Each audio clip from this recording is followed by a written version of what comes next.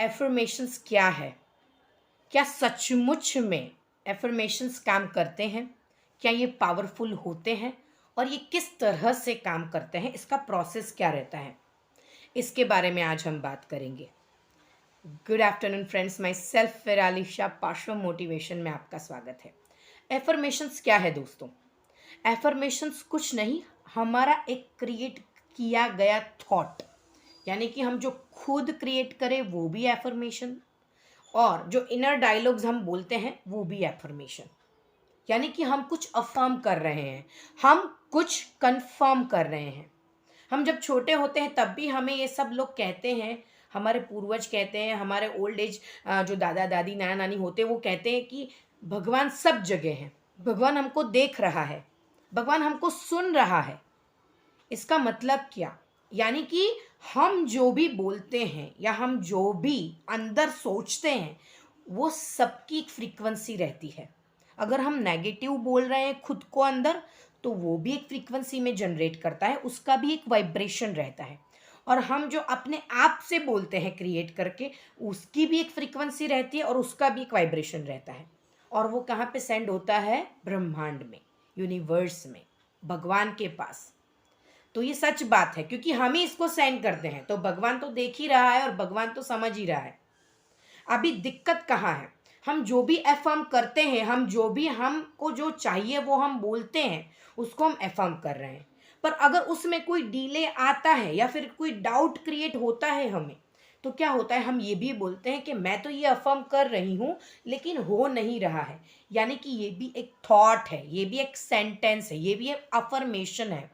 यानी कि ये भी आप कंफर्म कर रहे हैं, और वो जो बोल रहे हैं उससे ज़्यादा तो आप ये बोल रहे हैं कि ये नहीं हो रहा है। तो जिसका पावर ज़्यादा, जिसका रिपीटेशन ज़्यादा, वो बिलीफ बनता है।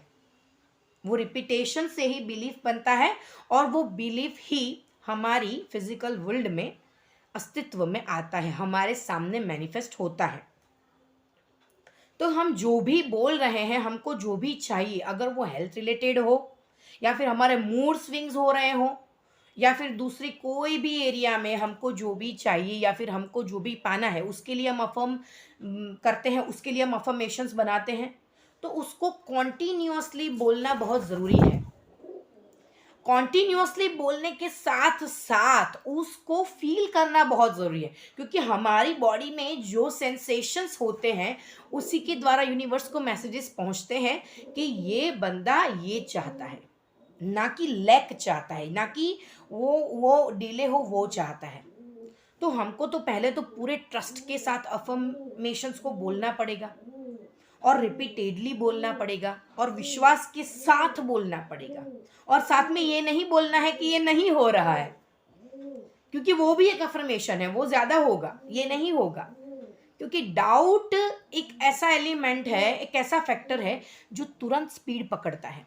विश्वास जल्दी स्पीड नहीं पकड़ता, क्योंकि उसकी प्रैक्टिस हमने नहीं की है। जिसने प्रैक्टिस की होगी वो अपनी लाइफ में आगे ही बढ़ेगा, क्योंकि उसमें विश्वास है सुप्रीम पावर पे, इस ब्रह्मांड पे, खुद पे।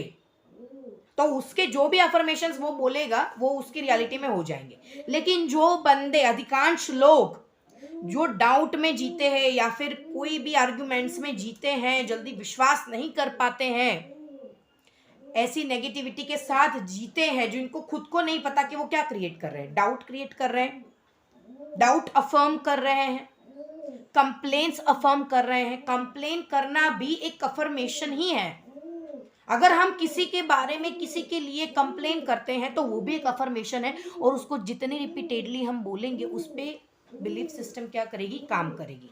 उस पर विश्वास ज़्यादा करेगा यूनिवर्स, क्योंकि पावर उसकी ज़्यादा है। तो इसमें ट्रस्ट का बहुत बड़ा रोल रहता है, और डाउट का बड़ा रोल रहता है।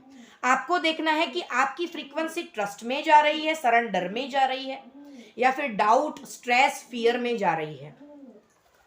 जिस पे पावर ज्यादा, वो अपनी रियलिटी में आप देखोगे मैनिफेस्ट होते हुए, और ये कंफर्म है, because this is a law. आप माने या ना माने, कुदरत का ये नियम है। जो भी स्पिरिचुअल बॉडी में आया है, इस शरीर को धारण किया है, वो सभी मनुष्य पे ये लागू होता है, because this is a law. ये नियम है ब्रह्मांड का।